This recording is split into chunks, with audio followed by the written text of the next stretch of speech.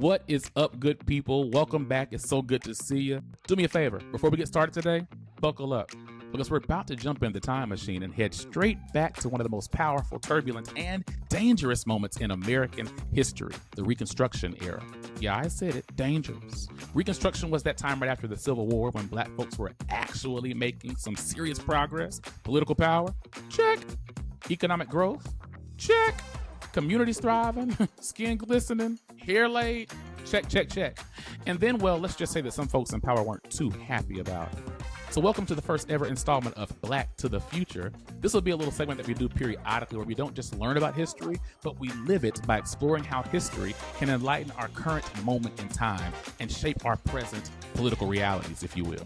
So let's dive on in and break down how the Reconstruction has lit the path forward for black progress and why it scared the living daylights out of people back then, just like it's still rattling some people's cages now. So hit that rewind button, because it's time for a flash black. I'm corny, I know it. You'll grow to love it.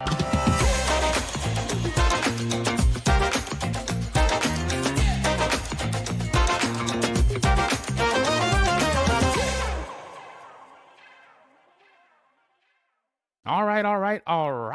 I told you I was corny. And so after I started thinking about Flash and Black, I was like, what we're going to do right here is go back. Way back into time. You remember that? But seriously, we're going back in time to kind of look at one of the most important yet often overlooked chapters in American history, the Reconstruction era. Now, I know what you're thinking. Maybe I don't, but if I did, I would say Reconstruction, isn't that just the period after the Civil War when everything was still a hot-ass mess? Well, kind of, but trust me, there's a lot more to it. A lot. And you might be surprised to learn just how much progress Black Americans made during this time, before it all came crashing down in a wave of violence and white supremacist backlash. Does that sound familiar? Well, we'll get to that. I promise. It's coming. But before we get there, let's start with the facts. After the Civil War ended in 1865, the country was wrecked, both physically and politically. But for Black folks, this period wasn't just about rebuilding the South. It was about finally stepping into freedom nationally and seizing opportunities that had been denied to our people for centuries. Between 1865 and 1877, Black folks in America made some serious gains. I mean, they got their weight up, y'all. We're talking about real political power. For the first time in the United States history, Black men were elected to public office at every level of government. That's local, that's state, that's federal. Every single level. I need a witness. Come here, Hiram. I feel preachy sometimes. Today is clearly one of those days. But seriously, take Hiram. Hiram Revels, for example, is the first Black U.S. senator elected in 1870. He's an example of how Black folks weren't just getting in the door, but they was running the show. By the mid-1870s, over 2,000 Black men had been elected to public office. 2,000 across the South. That's including 16 who served in the United States Congress.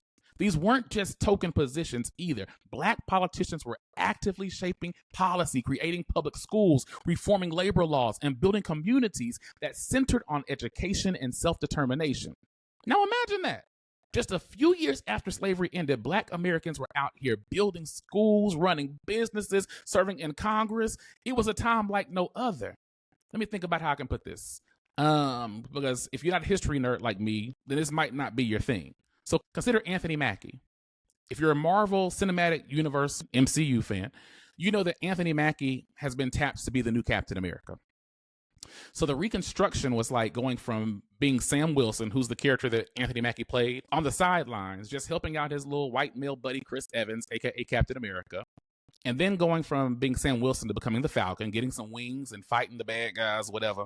And then boom, suddenly you're in the driver's seat and you've been tapped to be the new Captain America. Black Americans during the Reconstruction weren't just the side characters. They weren't just the comedic relief in America's story anymore. They were front and center, shaping the political landscape, running for office, building schools, and reforming laws at a national level. That may still be too nerdy, so if you're not an MCU fan, maybe this will help. It was like going from being in West Philadelphia, born and raised, on the playground, spending most of your days, to suddenly living it up in your family's mansion in Bel Air. 1 minute you're chilling out, Max, and relaxing, all cool. I told y'all I'm corny, shooting some people outside of the school. You're hustling on the playground and being subjected to all kind of violence. And the next thing you know, you're walking into a mansion where your uncle is a judge and your aunt is a college professor. That's the vibe of the Reconstruction era for black folks. Except instead of moving to Bel Air, they were moving into political offices, owning land, and building businesses. The turnaround was just that dramatic. It was like going from a couple of guys up to no good, making trouble in your neighborhood, getting into one look. I'm sorry, I can't help it. But seriously, it's like doing that and then like going to being in a family with Uncle Phil and Aunt Viv. And I'm talking about Janet Hubert. If you know, you know, Black Aunt Viv, first Aunt Viv, because both of them were black. Sorry. But it's like being with them at family dinner and they're throwing out wisdom, knowledge, giving lectures, and judging court cases, the whole nine. But what's the problem? Well, just like Will Smith had to navigate all the attitudes and tension in Bel Air, black folks had to deal with the intense backlash from white folks who were not happy about this sudden rise in black power. But the Reconstruction wasn't just about political power. It was about building real communities. Black Americans established churches, they established schools, they built businesses across the South. Cities like Charleston, Richmond, and New Orleans saw a rise in thriving black middle-class communities. They built universities like Fisk, Howard, and Morehouse. Just look at the founding dates of these schools. All of them were founded during the Reconstruction, and they were bastions of black intellectual thought and socio-political formation. And these places continue to educate black leadership to this day.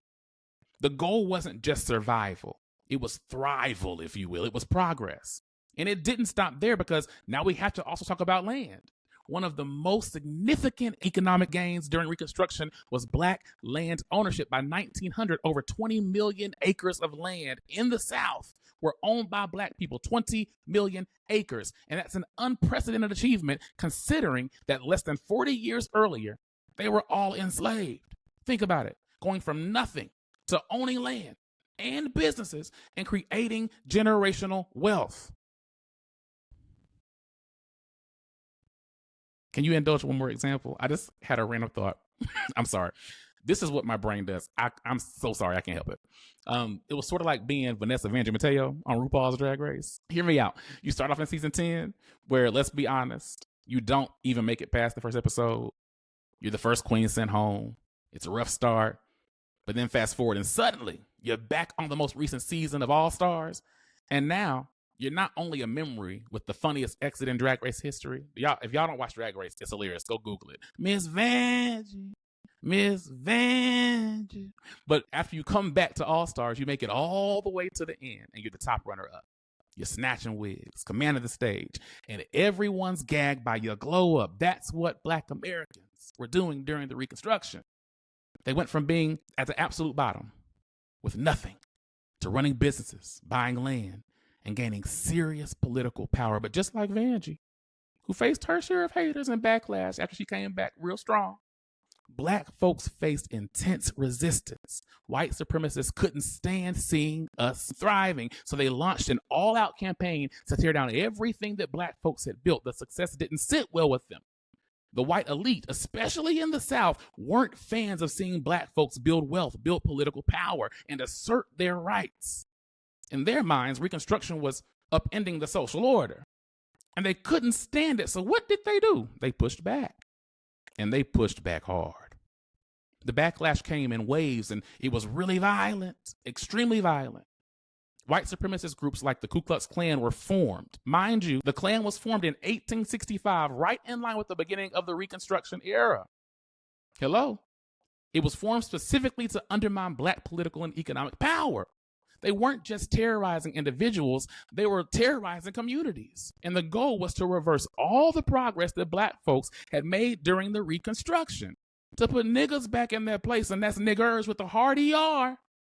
Just so we're clear. They had no recipe for what it meant for black people to be their equals. It was too much progress, way too fast, and something had to be done to restore the social order. This sounds real familiar, don't it? It's a little bit different in 2024, but you got black folks on every TV show winning awards, Oscars so white, Grammys too white, people demanding to be seen as equals, demanding to be seen as human. It's just too much progress too quickly. And if y'all won't go back to the place that we have outlined for you, we'll put you in it. White folks in the Reconstruction era had to stoke widespread fear to ensure that white men on horses in hoods could dictate the realities of every other human that they encountered. You're either with us or you're against us. No one was safe until these cowardly white men in hoods had their egos stroked and everyone bowed down to their mediocrity. We're talking about mobs burning Black-owned businesses to the ground, lynchings becoming a tool of political power, and voter suppression on a massive scale. By the time the federal troops withdrew from the South in 1877, the dream of Reconstruction had all but collapsed. White supremacists had regained control of southern states and the Jim Crow era was officially underway. Now let's fast forward to 2024. Why does this matter today? Because we're seeing echoes of Reconstruction in our current political moment. In 2008, we elected the first Black president, Barack Obama. That's still my dude. Will always be my dude. And for a moment, it felt like progress was on the horizon again.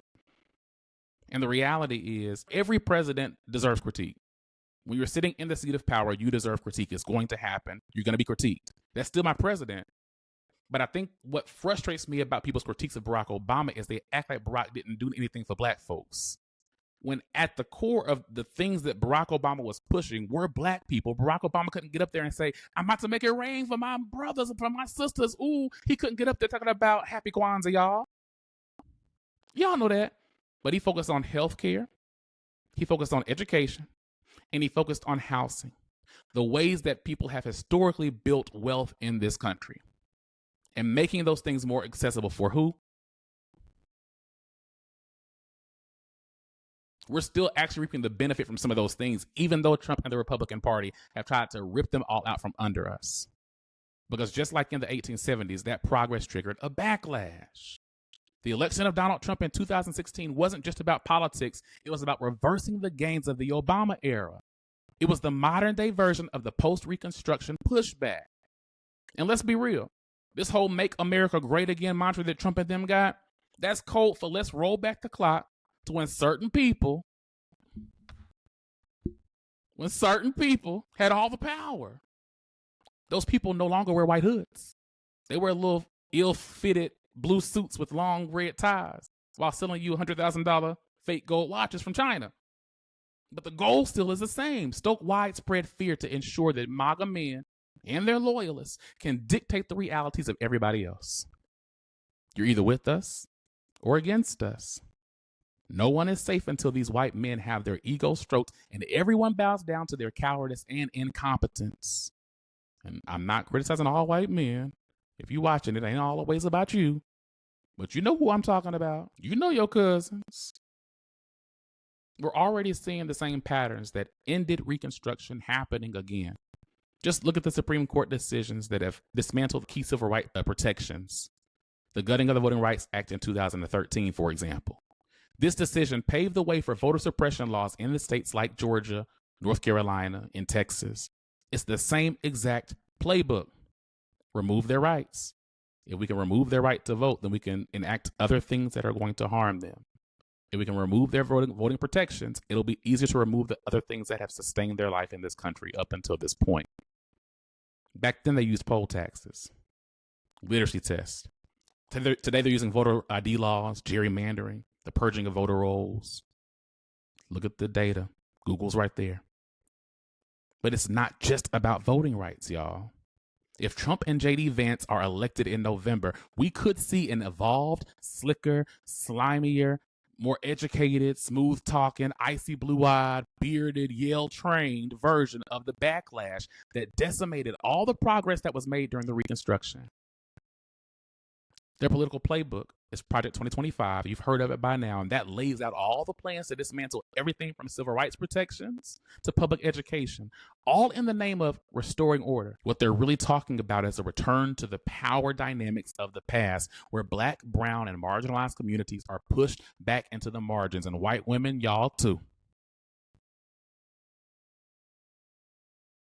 So what do? We learn from the past. During the Reconstruction, the mistake was thinking that progress, once gained, was permanent. But history has shown us that progress is fragile. It needs protection. It needs constant vigilance. We can't let ourselves get comfortable thinking that because we made some gains, that we're in the clear now. The moment we let our guard down, that's when the forces of regression swoop in to take it all back. And let's be real, y'all. We've let our collective guard down. And this iteration of the Republican Party has been organized and they've been planning and they're ready to swoop in and take it all back.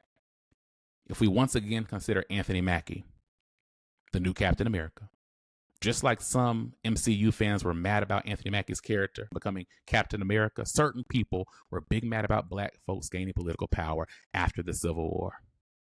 I mean, why would Captain America be black, right? It's the same energy. Why would black folks deserve the right to vote or hold office?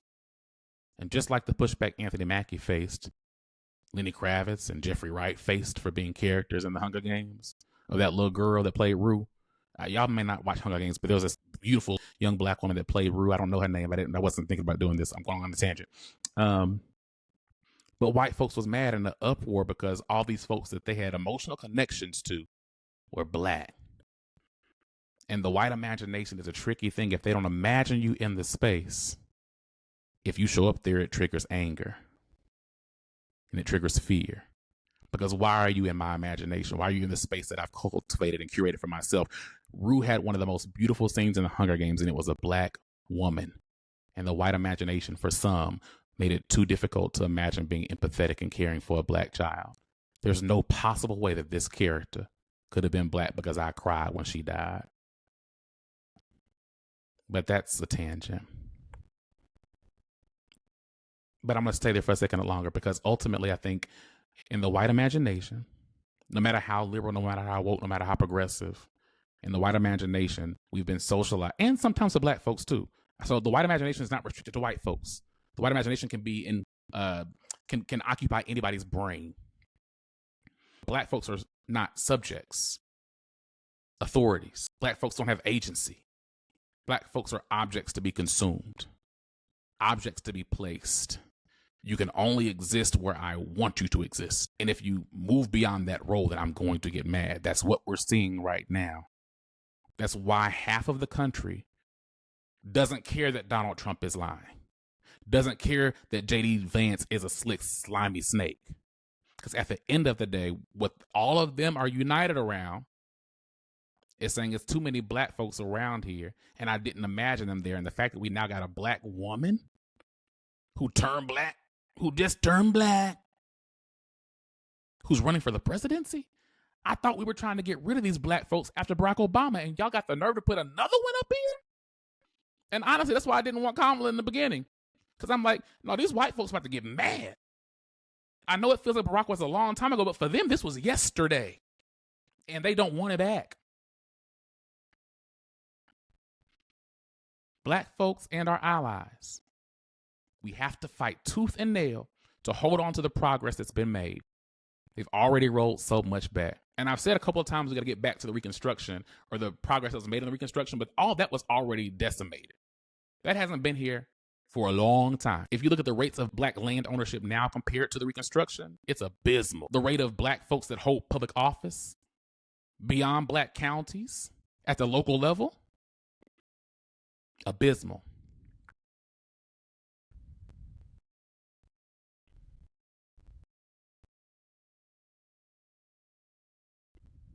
I'm going to finish this up. I could stay here a long time. There may be a second video. I'm thinking about Will Smith in The Fresh Prince of Bel-Air, not when he.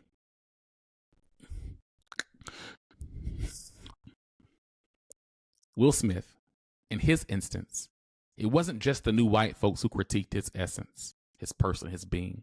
It was also ill-informed black folks who were more interested in the illusion of safety that certain brands, certain strands of whiteness presented.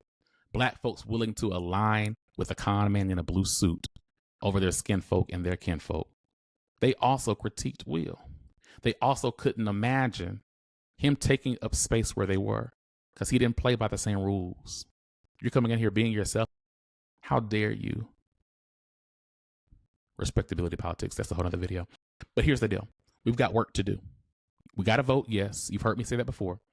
But we also need to start calling our friends and our family members. And I mean like right now. We've got a month left.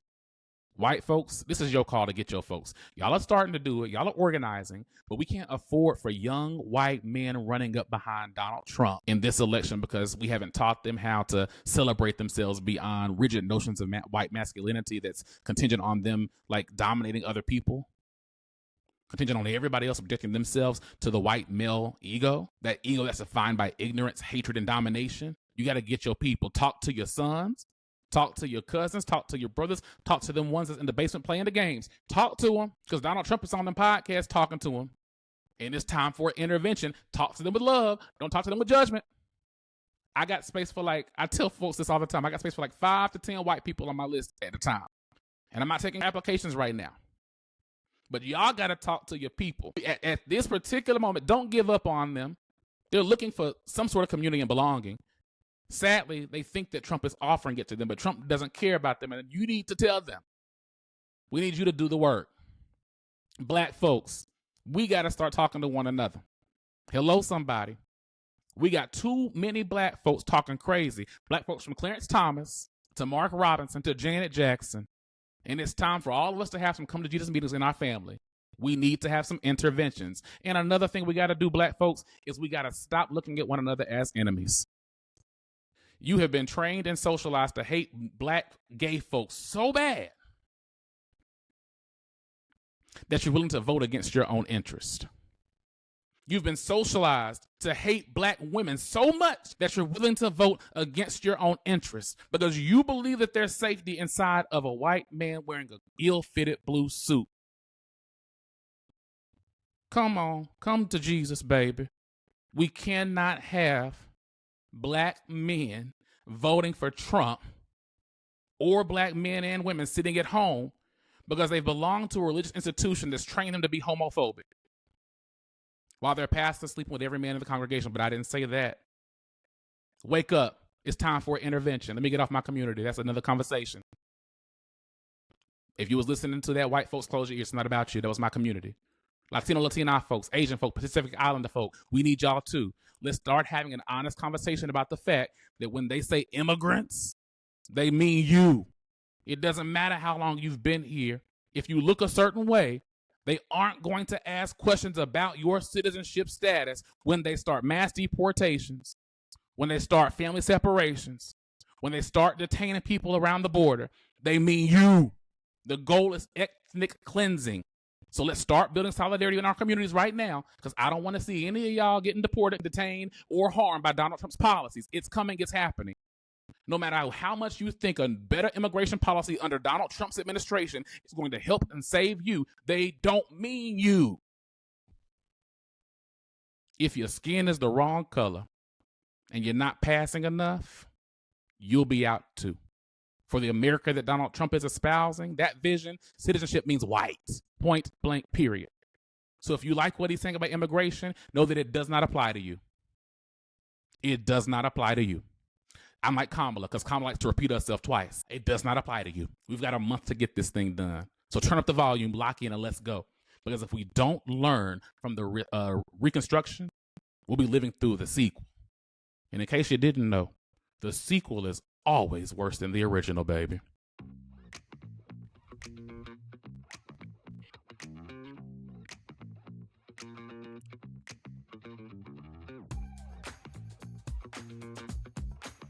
Hey, people of God.